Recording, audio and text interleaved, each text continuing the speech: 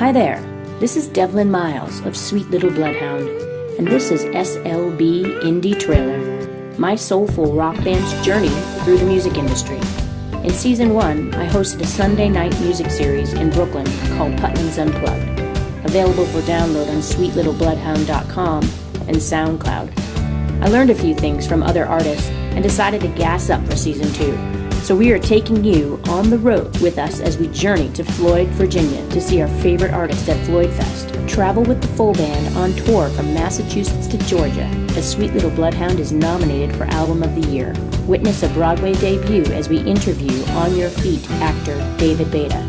And we get industry tips as we meet with casting director Judy Bowman and production engineers Dave Stoller and Andy Manganello of the Samurai Hotel. We hear firsthand experience from indie artist and Empress record label executive Rachel Sage. This is going to be a fun season, so let's get this sucker started. We're in for the ride of our lives. So come on, hang on, it's time to steam up. The rhythm is gonna get you.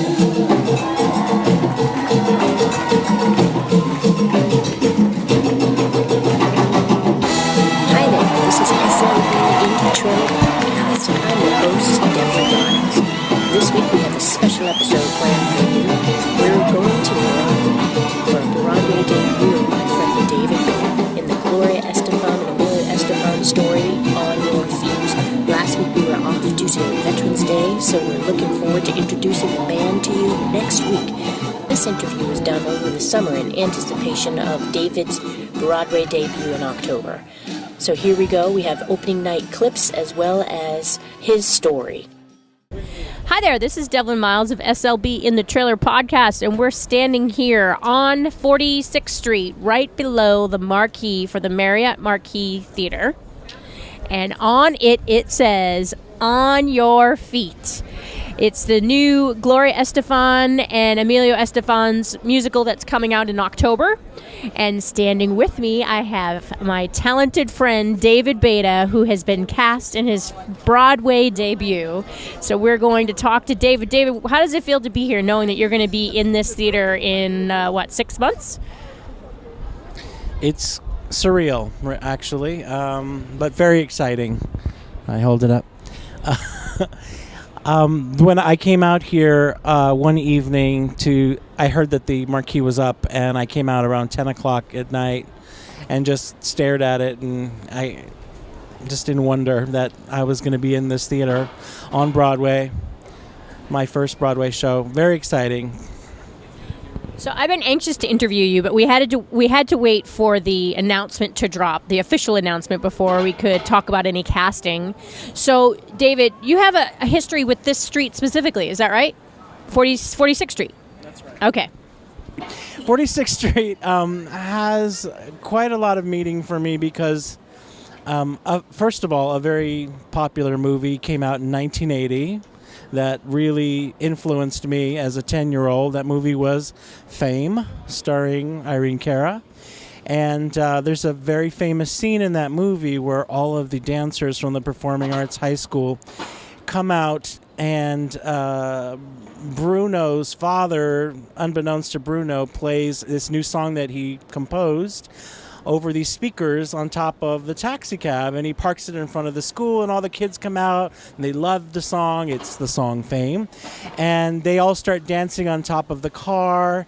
So there's this very iconic scene and camera shot where you're looking down the street and you see all the cabs and all the cars behind them stuck in traffic because of all the dancing.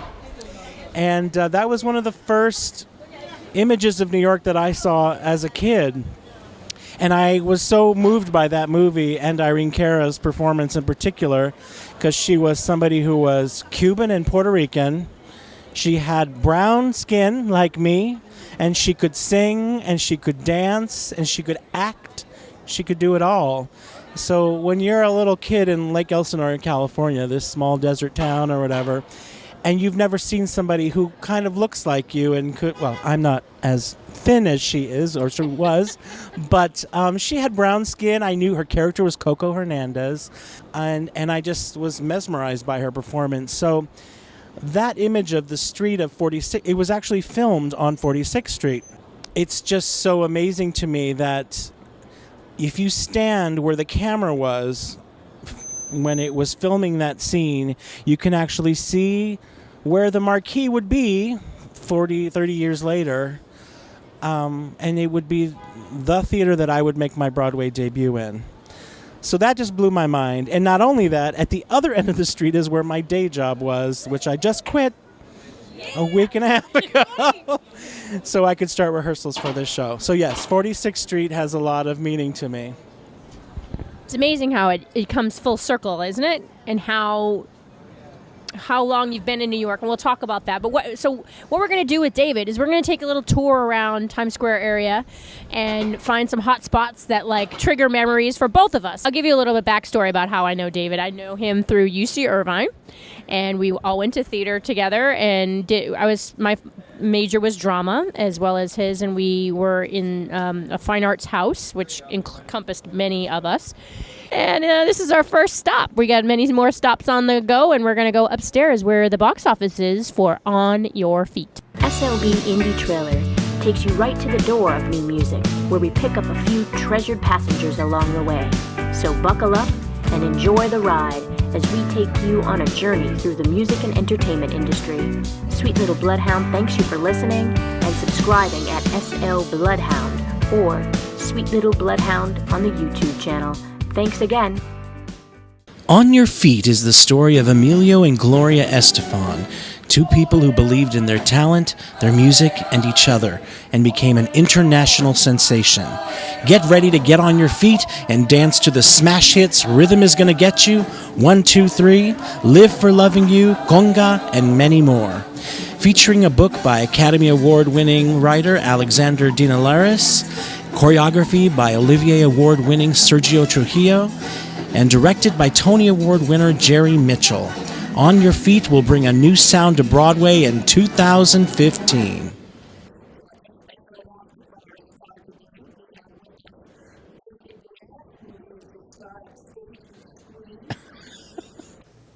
Although this is David's Broadway debut, he has quite an extensive resume of theater performances, including shows such as Joseph and the Amazing Technicolor Dreamcoat, Jesus Christ Superstar, Radio Gals, Forever Plaid, West Side Story, Cabaret, The Ragtime Days, King Tut with Brian Darcy James, and national tours such as In the Heights, Beauty and the Beast, and now his Broadway debut. Thank you. It's good to be here.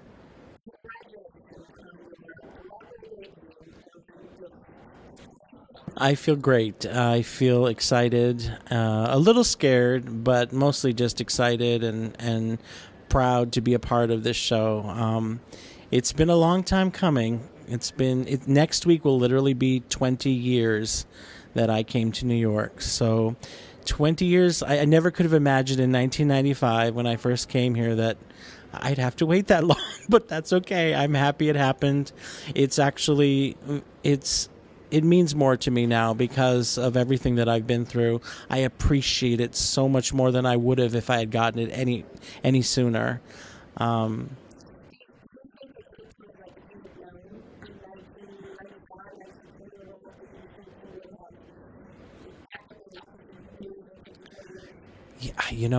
don't know the answer to that question. I'm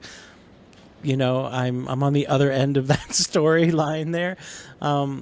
But I think at the time I thought, well, maybe it'll take me 5 to 10 years to get to Broadway. I was ready for that,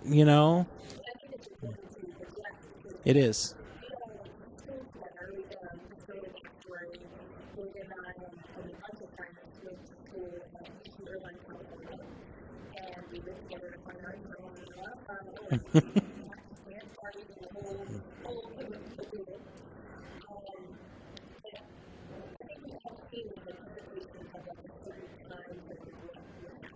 That's true.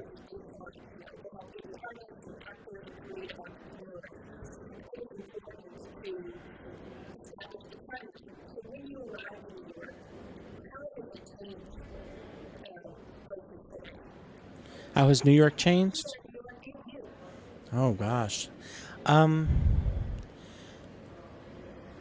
That's a loaded question. Well, New York has changed a lot. When we arrived in '95, it hadn't become Disneyified yet, so there was still a little bit more of the seedy side on 8th Avenue. And actually, I feel like it was a kind of more exciting time to be in New York. Everything, there was that sense of danger, that was always there. Now I don't feel like that's there as much, not in this area, not near Times Square. But it was a good time to be here in New York. I remember coming here and just thinking that, the world everything was possible. Maybe I could get to Broadway. And that was my dream, was to just be able to say I was performing in a Broadway show, Mm-hmm.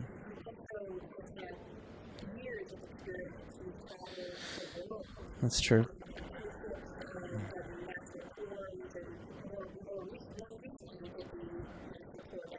That's right. The first national. Oh, wow. That was an incredible experience. I think it was sort of the primer for this experience. I had been out of the business. I hadn't done a show in 10 years. And I was working. I'd just come back from cruise ships. And that was a crazy party life time in my life.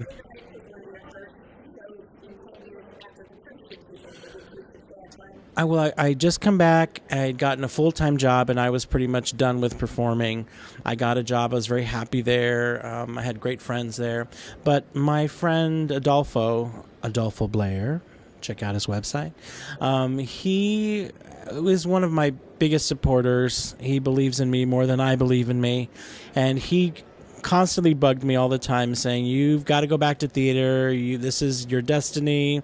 And I wouldn't listen to him. And I said, I've got 401k, I've got stability, I'm happy. But that wouldn't stop Adolfo. He went to go see In the Heights, actually, on Broadway, and said, oh my God, that part would be perfect for David. He called me immediately and said, you have to audition for that part. I didn't listen. He even bought me tickets to see the show for Christmas. I saw the show. I loved it. But I still said, I don't want to, I'm done with that business. So sure enough, one day he calls me while I'm at work and says, I signed you up for the audition. Go on your lunch break. And of course, at that time, I was behind in my Actors Equity dues.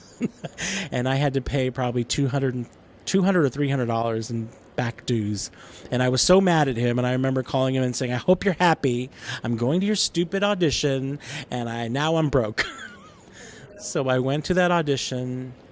And I didn't hear anything from that. And I thought, okay, well, whatever. And then a month later, I got a call from Telsey Casting. And they wanted me to come in for a callback. So I had about 4 callbacks, I think it was. And I mean, I was flabbergasted because every time I kept coming back, it was the Broadway director, the Broadway music supervisor. It just kept getting more intense. Thankfully, I didn't know who they were at first. But as it kept going, I realized this is really happening to me.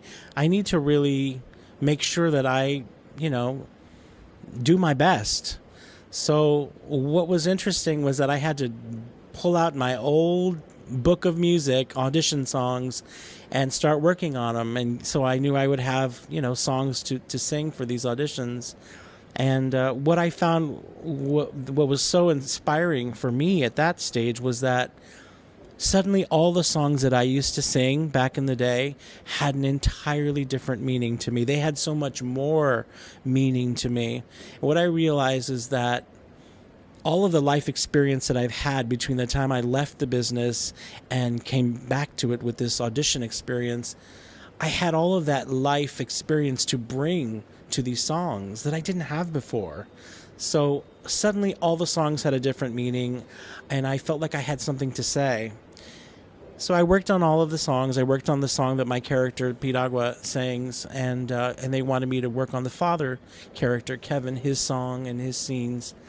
And it came down to the final callback, And it was one of those things where, because theater was not my main thing anymore, I wasn't as nervous as I normally would be. I just walked in and was really present. And I walked into the table with Lin-Manuel Miranda, who is the star and wrote the actual show and the music. And the entire creative team was there at the desk. And I wasn't nervous because I felt completely prepared. I said, I'm just going to give what I have, and they'll decide whether that's what they want.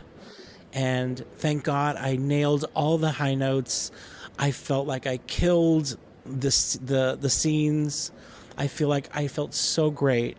And I walked out of that audition and felt wonderful, because I said, even if I don't get this, I am so proud of myself that I get emotional talking about it, because I did the best possible audition I could do, and I was thrilled. So if you had told me at the time that morning that I would get the call at 3-something p.m. that same day, I would have probably fallen over, but I did. I got the call from Telsey Casting, and I was actually at Adolfo's house in the kitchen when the call came through, and I just started, as soon as I put down the phone, I started screaming and jumping up and down, and my friends came running into the room, and I'm like, I got it, I got the part, I got it, I can't believe it. To get a first national tour, to originate a role for a first national tour, was just a dream come true. The Piragua guy, and it was such a great part. That's okay. You're not the first. But it was a dream come true, a wonderful part, and an amazing show to be a part of.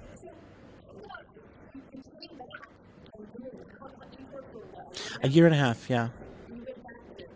I went back, yeah. I took some time off. My back was injured and stuff, but eventually I did go back.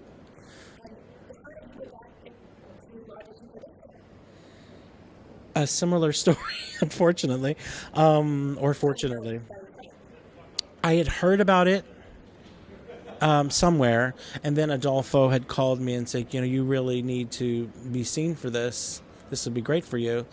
And so at that point, I learned to listen to what Adolfo said. So he does get a cut.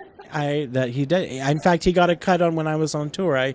I treated him as if he was my agent, because he was, basically. So, yeah. But no, he nudged me, and I took his advice and said, I need to do this. So I told my boss straight up and said, I really think I should be seen for this. I think it's a good show for me. And she was nice enough to let me do that. So, and I really prepared. They wanted a pop song. I worked with one of my good friends, Mia. We worked on a song for the audition. And I went to the open call. I was the first in line. Adolfo had signed me up. And I sang well, but the casting director didn't seem, I couldn't read him at all. And then a month later, I get a call from Telsey Casting saying, we'd like you to come in for On Your Feet. So to this day, I still don't know whether the first casting director told the other casting directors about me and kept me on file, or whether it was just they went through their files. Who are the 40-year-old Latin guys that we know that we have on file? But in any case, I went in, and that was for the director, Jerry Mitchell, and some of the other creative team. And I felt great. I sang really well. I think I read well. And then this was for the workshop at this point, not even anything else.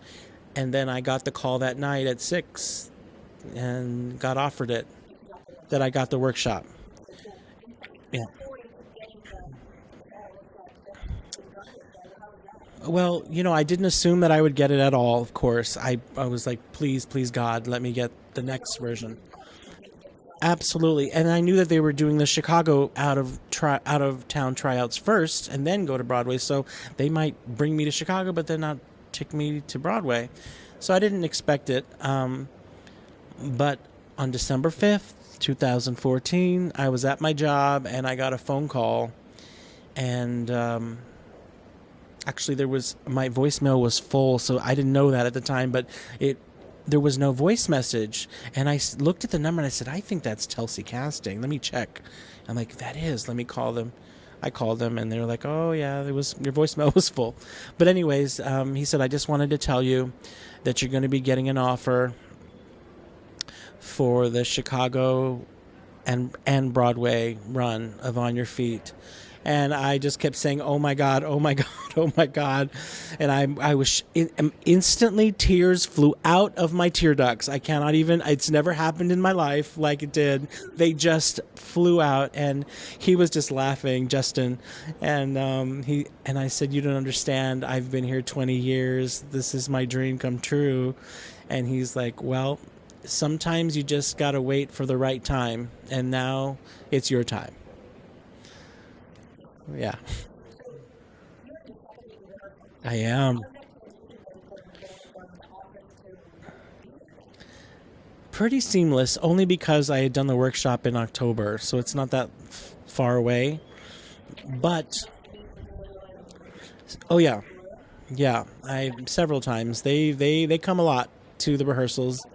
It's great. And they're very, very friendly and very supportive, and Gloria said some very nice things about me, after the workshop. So that was always nice to hear. And so did Emilio. So that was great. We're going to take a little break and be right back as David discusses how he maintained his voice through the 20 years of New York. SLB Indie Trailer takes you right to the door of new music, where we pick up a few treasured passengers along the way. So buckle up and enjoy the ride as we take you on a journey through the music and entertainment industry. Sweet Little Bloodhound thanks you for listening and subscribing at SL Bloodhound or Sweet Little Bloodhound on the YouTube channel. Thanks again.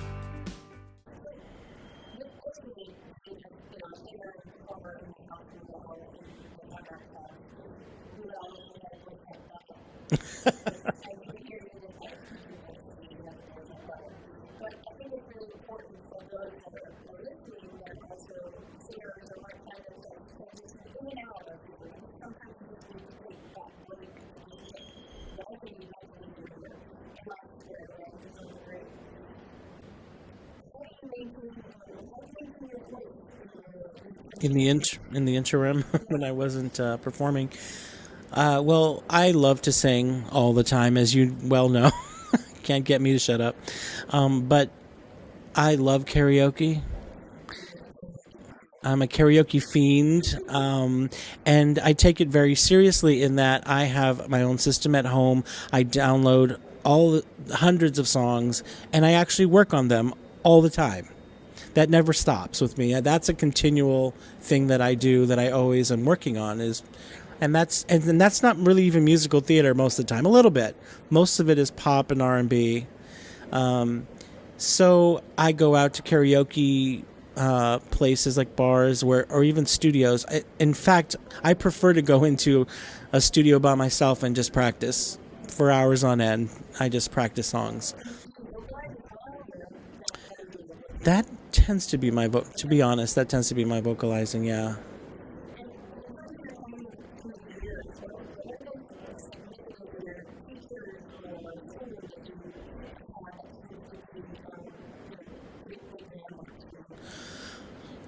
Teachers have been landmarks. It's just like, any art discipline, you always want to get the basics, and I felt like I got that with my voice teachers when I started in college. And then also when I came to New York, I found David Sabella, who was the original Mary Sunshine in Chicago in the revival. And he's a wonderful teacher, so he's been great. He's been very, very supportive of me. But I have to say that because I sort of like to weave in and out of musical styles, I don't just do musical theater. I guess for me, because I like to sing pop music, I've taught myself a lot. And I think that's important for people to hear about, because I don't think I even realized how much I would learn on my own. I discovered Mariah Carey in 1995, the year that I came to New York, and that kind of changed my life because I was so fascinated by what she could do with her voice that I wanted to learn how to do it. So I made her songs part of my warm-up and my routine for years so I could learn to have that kind of facility. So I'm that way with all the artists that I like. I try to learn what they do and try to emulate it.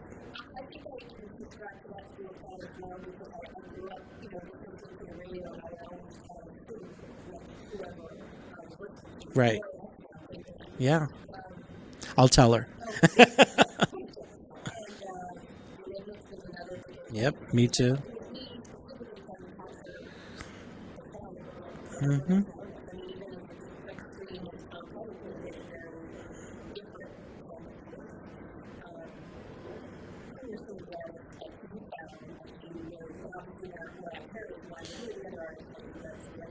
Oh, the first singer that I ever really admired was Donna Summer when I was 7 years old. I mean, I have to say I had very good taste in music in voices, because it was an extraordinary instrument that she had, and I'm so glad that I noticed it because I was obsessed with her as a 7 and 8 year old. So she was huge, but I didn't really like male singers growing up until I heard Boy George sing. People are always surprised about that, but for me, his voice at its prime, there's just nothing better. It had this bluesy, soulful quality that I just didn't find in anybody else, and to me, I was obsessed with his voice. So if you hear me sing a Culture Club song, a lot of people will say, you sound just like Boy George. I'm like, that's no coincidence, because he was a huge influence for me.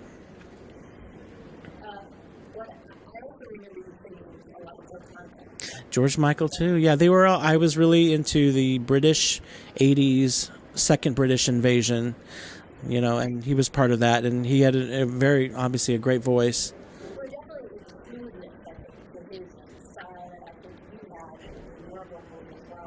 Thank you.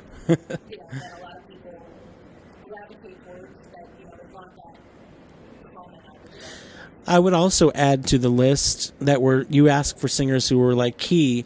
Tori Amos, actually, in 1992. That album came out, and I listened to only her Little Earthquakes cassette. Yes, I'm that old. For like 6 months. And what I learned from her was how to use my falsetto and my mix. That was completely, I feel, something that I got from listening to Tori and trying to emulate her because she had such a high voice. So that was key. And then Lisa Stansfield was a big influence as well. I did. Lisa had a contest using this new app, the Pure Singing app, and she picked me. I was thrilled because I sang one of her songs, All Woman, yeah. I was surprised that she picked me and that she picked that song because I had entered a few songs of hers, but I was very happy that she picked that one because I was a huge fan of that song. So, oh God, do I? The one that stands out the most is a cruise ship audition for Peter Gray Terhune Company years ago when I was much thinner than I am now, and I sang and they asked me to stay and dance, and it was a ballet combination.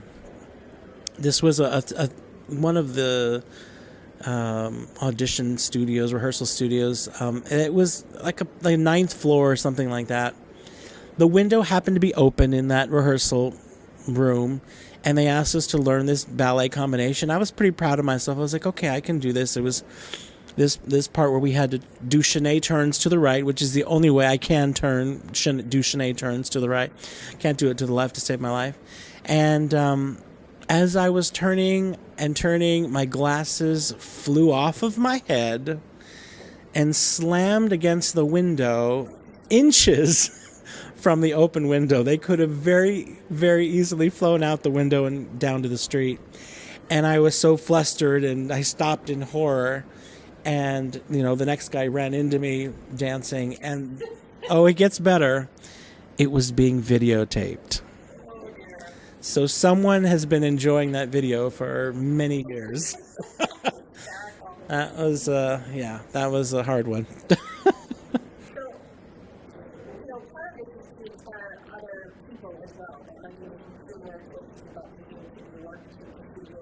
Mm-hmm.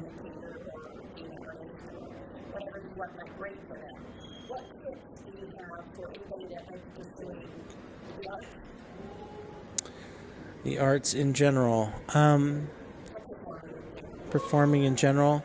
Well, I think you really have to evaluate why you want to perform, first of all, and make sure that it is something you want to commit to, because it is not an easy life. It's a life of a lot of joy and a lot of rejection. When you get to perform, obviously, and you're told no many more times than you're told yes, and that is not easy. This is a world full of sensitive people, and I know for me, I did not have the thick enough skin to get past all of that. I know I left this business a few times,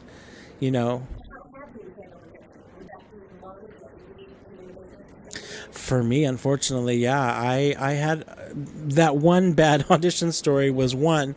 I had a really bad audition for a show. I won't say what show, but somebody in the room who was, I guess, my competition, somebody who was in the room that was going to go in after me or before me, he really psyched me out at this, audition. And by the time I left that audition, I said, I can't do this anymore. It's too hard. So I would love to be able to tell everybody who wants to pursue this life that it's easy and it's fulfilling and it's great all the time, but it isn't always so great. Right now I'm on a high because of this, show, but there have been many times where it wasn't so happy. I think you really have to love doing this.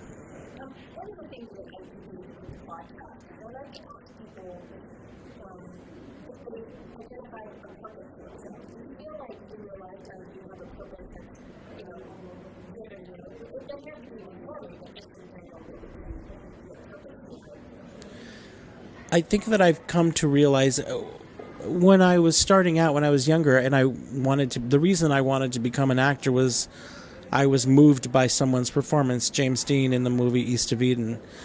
His performance completely amazed me and moved me to tears, and I instantly said, that's what I want to do. I want to affect people. I want to touch people's lives through art, through my art, and that has come to mean acting as well as singing.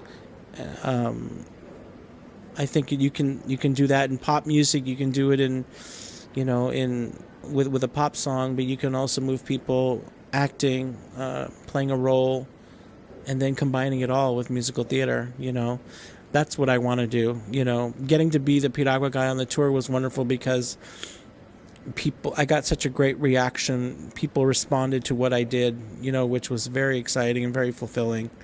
That's my purpose. Is I want to be able to use my life experience to inject into color a piece of music or a script, infuse it with my life experience, and hopefully touch people with my performance.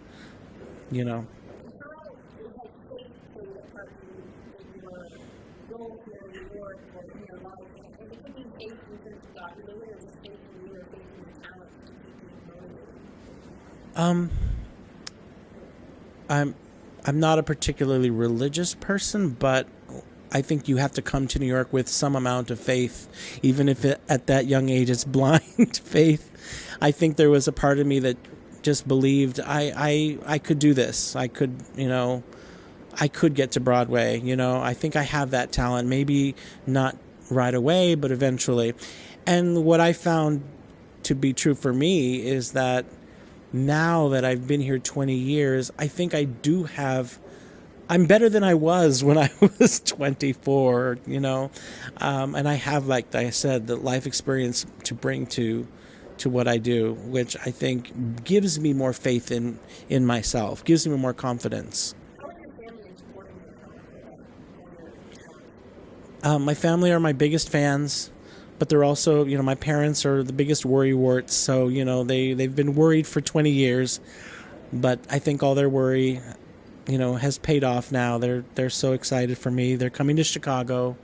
They're coming to Broadway. My sister, I love my sister. My sister gave me $500 of her own money when I left that day for New York. She really needed that money, but she gave it to me to help me. And I will always be grateful to that. And my parents, of course, have sent me those checks when I needed them and sent me care packages and throughout those years. They're very supportive, and they're my biggest fans.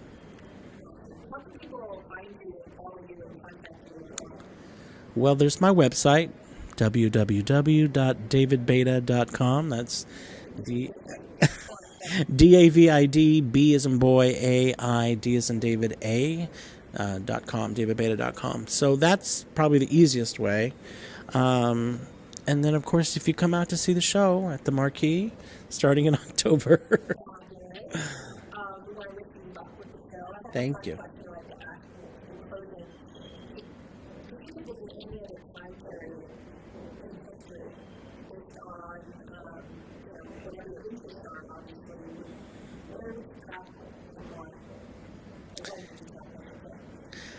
I've always had a fascination with the 1930s. I'm not so sure how well that would go with me and my skin color and the times. I don't know what opportunities I would have, but I've always been fascinated. I feel like there was another life that I had in the 1930s. I love the several actors from the 1930s: William Powell, Alice Brady, Jean Harlow. At this point of the show, we got kicked out of the Marriott Marquis by security, so we decided to take the show to the streets of Times Square to discuss how New York has actually influenced us through the years. Hi there, this is Devlin Miles. We're on 42nd Street, live in Times Square. We're leaving the show with David Baida. We're leaving the On Your Feet. He'll soon be returning here in October, and he's going to tell us and describe as we're approaching Times Square. What are you seeing, David? It's overwhelming. There's a lot to look at. Oh, look at that. Les Mis, Mamma Mia, Jersey Boys, Wicked. All the posters everywhere. So we're specifically heading over towards TKTS, which David and I all remember going to try to score not free, but really cheap tickets back in the day. And this whole Duffy Square has changed so dramatically. David, take it from there. How has it changed? Well, it's changed. It's a lot more electronic, but I wanted to add that Gloria and Emilio did the Despierta America show right here last week on Monday or Tuesday, sorry. Oh, and the Statue of Liberty's walking by. This was not here before. This used to be an actual street. Now it's all paved and it's closed off to traffic so people can sit and congregate and enjoy the sights. I try not to come here that much. Truthfully, this is what electrified us when we first came to New York. This is what charged us. Like, it's funny that there's all this electricity here now, because before it was just people electricity, and there was a couple automated billboards, like the Coca-Cola sign has always been famous, and then the Nissan Lipton soup, or where is that one? Whatever. I don't think that exists anymore. But everything in here is electronic now, but it used to be just the people and the pulse and like just this craziness of Times Square. And all the posters for the Broadway shows, and TKTS was the big reason a lot of people were here. Now people just sit and check out all of the screens and all of the advertisements. Don't you find being in New York that as a New Yorker, you don't want to be in Times Square? That's like the antithesis. It's like, no, that's the last place you want to be. Yes, there are many times I would like to give the tourists a guide on what not to do to make New Yorkers mad. So tell somebody that's coming to New York for the first time, pursuing whatever passions, how to give them a New York tip. The biggest tip I can say is do not stop in the middle of the sidewalk to look around. Go by that window, close to the window, hug the window, because there are people who need to get to work. That's my biggest thing. People who need people. No, but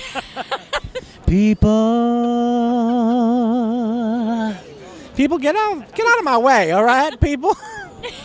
I've got to agree with that. And I'm going to add to that statement of don't walk 4 across. Okay, Yes. you cannot walk 3 or 4 across in the city. That is just an unacceptable faux pas. And just like anybody else, just like anywhere else in the world, when there's a fast lane and a slow lane for traffic, there is that for people traffic. You got to get over. But there's another thing that I realized. Get over yourself is what you got to do. The other thing that I've noticed that as a New Yorker that you do, you know you're a New Yorker when you walk close to the building when it's stormy, raining. You walk closer to the building. When it's snowfall and it's been icy, you walk further from the building because you're afraid of icicles falling on you. So the building shields you from rain when you don't have an umbrella, right? But in the summer, you also worry about falling air conditioners as well. I have that fear. Because it happens. It does happen. That's some craziness. So just to go back to all the craziness that happens here in Times Square, we're going to see if we can pick up a few sound bites. Let's see if we can get some interesting things that are happening around us. David, do you see anything? I'm quite sure what this guy is. Slightly, not that I'm one to judge, slightly overweight Captain America over here. I think he's putting on his other superhero uniform right on top of it. He's a versatile performer here. Yeah, and then we have the what would you call it? Lady Liberty's looking a little long on the... Well, she's looking tall, anyway. Anyways, we just wanted to give you a little piece of New York here. There's double-decker buses going by all the time. There's actually really only one artery that goes through Times Square now, which is, what is that, Broadway? 7. Oh my God, Broadway doesn't even go through Yeah. city anymore. So it's 7th Avenue that travels down through Times Square. Right on 47th. And actually, if you want to see some great footage of New York in 1979, watch Fame. You can see what Times Square looked like. It's pretty interesting. That's a really good point because that's even pre-me. I mean, I was here 20 years after that. So. I just watched it recently because I wanted to see what this corner looked like. And at that time, there used to be 6 Broadway theaters on 46th Street in Times Square. They were all demolished to make the Marriott Marquis Hotel. I remember there was one show, I think it was like right over here in this building behind us, which would be 47th, between 47, no, it was around 45th Street. There was a show called The Perfect Crime. Oh, Do you yeah. remember that? The Perfect Crime? No, is I it? think it's still there. TKTS. I think it's still playing. No, it is, yeah. Oh, that's incredible. That is like probably got to be one of the longest running shows. So, David, let's just rattle off some show names that you've seen since you've been here. Oh, like from back in the day? Just anything, yeah. The Life, Jekyll and Hyde. I think we were both saw Jeckies. that. We were Jeckies. I saw it 3 times, front row. Like 6. Christiane Noah was spitting on my face while she sang. I loved every second of it. Linda Eder was amazing. Miss Saigon. Miss Saigon, one of my Les Mis. all-time favorites. Not one of my all-time favorites, although I wanted to be in it very badly. The Life was awesome. Lilius White I was love The Life. That's one of my favorites. Titanic was very memorable. For me, the opening number was spectacular. Did you see Kinky Boots? I did. I've seen it twice. What do you think? I think it is a lot of fun. It's same director as my show. Oh, really? Awesome. Book of Mormon? We're Have going not through the seen billboards it. here in Times Square. Haven't seen Book of No, I Mormon. haven't seen Matilda. it tomorrow. Have not seen that one either. Anything else here that you've seen? Oh, Beautiful. Did you see Beautiful? I got to see that one with Carol Saw King Chicago. musical. Brandy's going to be in Chicago now. Brandy. Oh, Brandy. Brandy. One that you love, Brandy. My Brandy, yeah. It's Brandy. Braids, Brandy. That's because I got my braids. Remember, David and I used to do this thing called improv opera. Yes. And we would do, I'm going to put a little, if I can find it, I'm going to put a little snippet on this just so you understand what we did. We'd sit at the keyboard and we would, Yeah, it was like improv, whatever, like music, songs, scenes, sketches, horror movies, Right. like whatever. like, we would just use the sound effects and be like, what is that? And whatever sound effect we could hit, and we would incorporate that into the story and just record it. So now when we listen to these things, we just laugh our heads off. Big shout out to the Kaleidoscope host, 1054, because there was a lot of people that came from there to New York, around that time too. But we're just having a good time here in Times Square. There's been tons of friends that have come and gone through UCI Connection. One thing we have is UCI satellite program that all brought us here. I felt like that was a really good introduction to New York. It was like a 5-week program where we got to take class from Uta Hagen, Tommy Walsh, Chet Walker, Anne Ryan King. Just amazing teachers, and it really gave me personally the courage to come back and live here. I don't know if you feel the same. And speaking of that, I was thinking of Tommy Walsh the other day because I remember that he would always play that song, Everything is Possible, from the show Nefertiti that didn't quite make it to Broadway, my understanding. But it was a very inspirational song about everything, our future being before us, and everything could be possible. And we would all sit in a circle. He would play it at the end of every class, and we'd all feel like we could do it. And I listened to the song the other day, actually, and I was just like, wow, this brings me back. And now Tommy Walsh, unfortunately, has passed on. But yeah, that was sad to hear.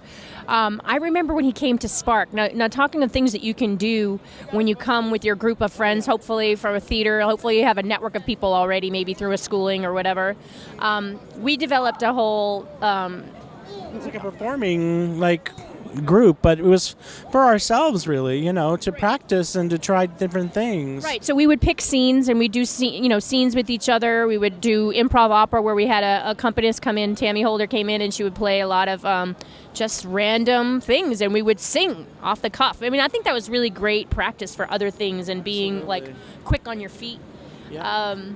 I like that callback to On Your Feet. Thank you. Callback, raise it up. But, Tommy Walsh came and did it with us, and he was like, I was so terrified. I remember his act. He's like, oh, my God, I was terrified at Spark. So it was funny. And Brian Blythe was big time involved on that. With he co-helped me run that or whatever. So just major shout-out to all our peeps. Anybody else that you want to thank? Anybody else you want to thank before we sign off? Just everybody who's ever supported us in our endeavors since UCI. And big shout out to Mario and peeps. Mario, yes, he just came over and waved. Oh, Mario. Mario wants some money. Oh, it's Luigi. Uh-oh. I didn't know they talk. I actually worked right next to the deli where they all go for lunch. So you'll walk in during lunchtime right over here, and they're all there with their heads off, sitting in a pile over there, and they're all eating. It's creepy. The most hilarious. You gotta get a shot of that, David. That's creepy. Well, this moment of actually standing in Times Square and with David and just kind of doing the interview thing really flashes me back to early New York days for me, because I used to do this with Carrie Gauthier, and we used to go back in the tape recorder days. Yes. I'd walk around with my tape recorder, and we would just interview random people in the streets in New York, and we would put on accents and stuff. So it's just kind of funny to be here again doing this. But I wanted to thank you for being a part of the show. And hopefully we will maybe we'll get to be on opening night, get your vibe that night or something like that. We'll see what we can work out. So best of luck with the show. Thank you so much. This has been the SLB Indie Trailer Podcast, copyright production, and we'll see you next week. We're on Broadway. As a thank you for listening, Sweet Little Bloodhound wants to rock your block off next summer. We're hosting a contest, and we want to hear why your neighbors, your friends, your family is the place for us to be. Enter a 60-second video, a picture, or a letter of why you think your block is the place for us to rock, and hashtag Sweet Little Bloodhound on Facebook, Twitter, Instagram. Sweet Little Bloodhound thanks you for listening. The contest is no purchase necessary. Submissions are accepted through March 31st, 2016. Decisions will be made by the Sweet Little Bloodhounds by April 15th, and we can't wait to rock your block off. So we did manage to score some opening night tickets to On Your Feet to support David. Although we forgot to get sound bites while we saw him, he had to dart off to opening night festivities. So we conclude the show with some opening clips from the audience. The rhythm is gonna get you. So this is Devlin Miles, and I'm sitting here inside the Marriott Marquis Theater on opening night with my date of the night, Kimberly Nicolaus, and we're about to see On Your Feet the Gloria Estafan and Emilio Estafan's story. And our friend David Baida is in this show, so we're happy to see him on Broadway. His first time on Broadway, his Broadway debut. Kim, what is his bio? Let's see. David Baida, Ensemble, is a proud Honduran Broadway debut. First national in the Heights, The Paraguay Guy. Regional, In the Heights, Forever Plaid, Joseph Dreamcoat. This is for my family, Ben, and everyone who believed. Never let go of the dream. DavidBaida.com. So there you have it. So we're excited. It's opening night. It was supposed to start at 6:30, and typical red carpet affairs happening outside, so they're delayed. And you can see all the people standing up in the orchestra right now taking pictures of people, so maybe the red carpet's now starting to come in. And we're in the mezzanine. Oh, there's Gloria Estafan just rolling in right now. The star of the evening. I'm here with Kim, and it's intermission at On Your Feet on Broadway. What do you think so far, Kim? Oh, it's great. I love it. Love the music, the live band. The dancing. All the awesome. dancing is phenomenal. It's really, really great. And how about David? David's awesome. Oh my God, so funny. Get some funny stuff going on. Lots of laughs in his lines. For sure. And then when they did the conga on the way out, they picked up Gloria Estafan and took her out. Took her out of the crowd, probably, so she doesn't get mobbed. Yeah, probably. So that's what's happening here. We're waiting for the show to start back up. We're still at intermission, and we'll check in later. Sweet Little Bloodhound thanks you for listening to SLB Indie Trailer. We will gas up our next episode and drop it off next Wednesday. Until then, we will see you online at SL Bloodhound on Instagram and Twitter, or on Facebook, Devlin Miles Fans. Stop by and say hi. This is a copyright production, all rights reserved by Sweet Little Bloodhound. However, if you share this sucker with your friends, we'll give you a treat. Woof.